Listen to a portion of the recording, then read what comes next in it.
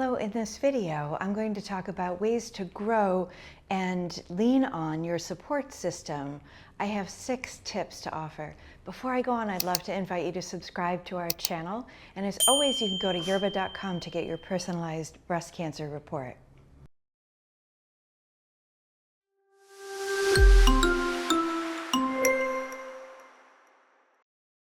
So the first thing when you're trying to figure out and build your support system is to identify the people who fall within that support system.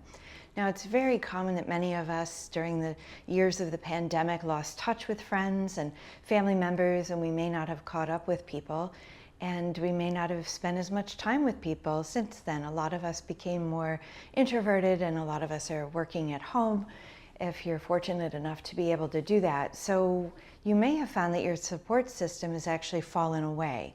This is a good time to rebuild your support system. And if you're somebody who doesn't have breast cancer and you're watching this, this applies to you too. A lot of us have had to rebuild our support system after the pandemic, and then take a serious medical condition like breast cancer.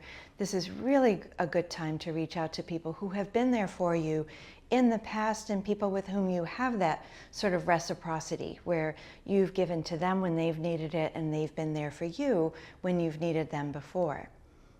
The second thing is, if you don't have a support system that's sort of built in, is to build new relationships through support groups or through community organizations, through your church, in your neighborhood, and see if you can build some new relationships with people.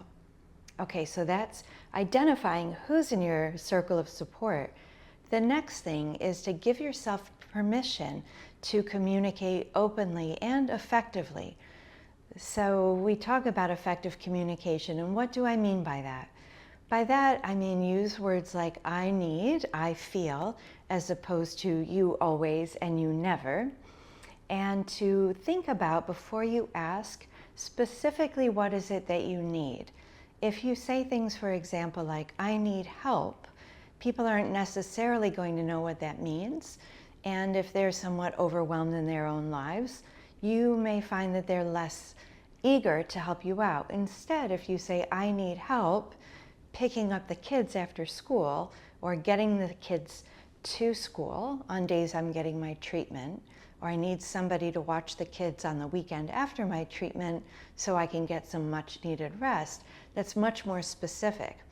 Or if you need somebody just to listen to you and not give advice, telling them that actually lets them off the hook, because you've probably listened to other people going through something important and you feel like you are on the spot, that you have to tell them what to do, and that's actually not what people usually need, but it may be.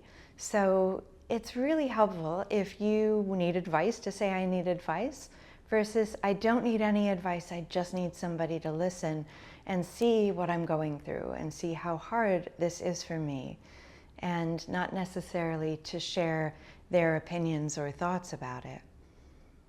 The next thing to do is to set boundaries. So on the very opposite end of asking for what you need, this is kind of saying, I need some space.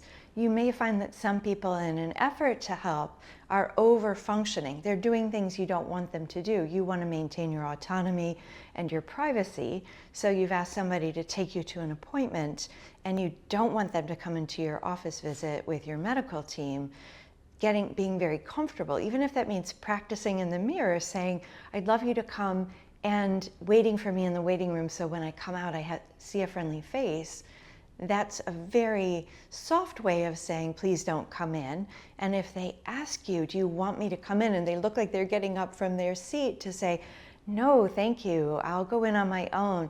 And thank you for waiting for me while I'm in with my doctor. Other boundaries are time and energy. If you get on the phone with somebody and you just need them to listen, and then they start talking about their day, you may need to say, I know you want to help and I love being in conversation with you. Right now, I need to get some rest.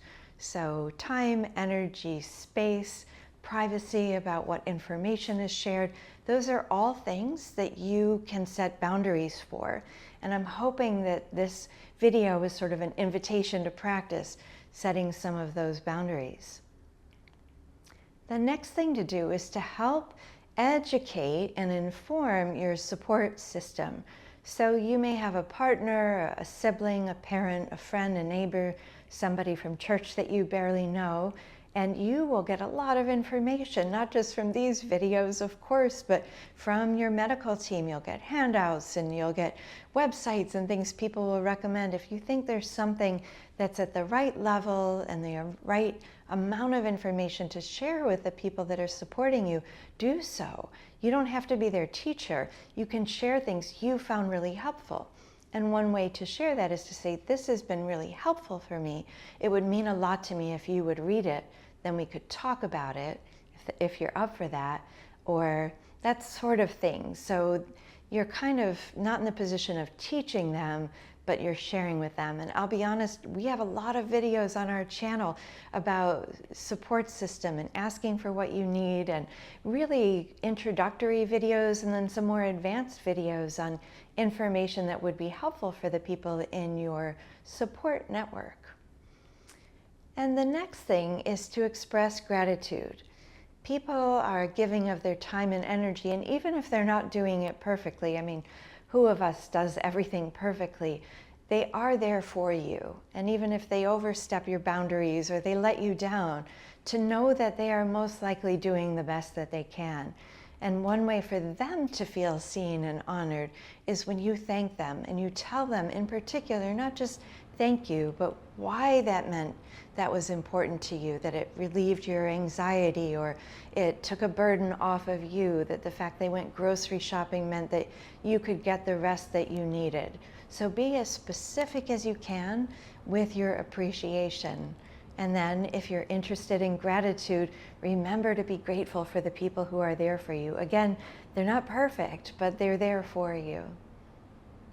I hope this video has been helpful for you. If it has, click like. Don't forget to subscribe. Thanks for watching.